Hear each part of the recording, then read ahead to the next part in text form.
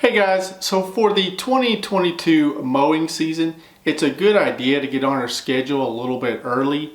Doesn't mean you have to start right away, but we can get you on the schedule.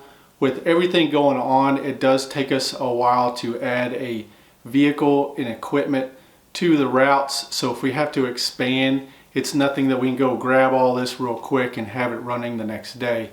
It's a longer process. Most of our trucks that we hopefully are getting in the month of March. We actually ordered in August.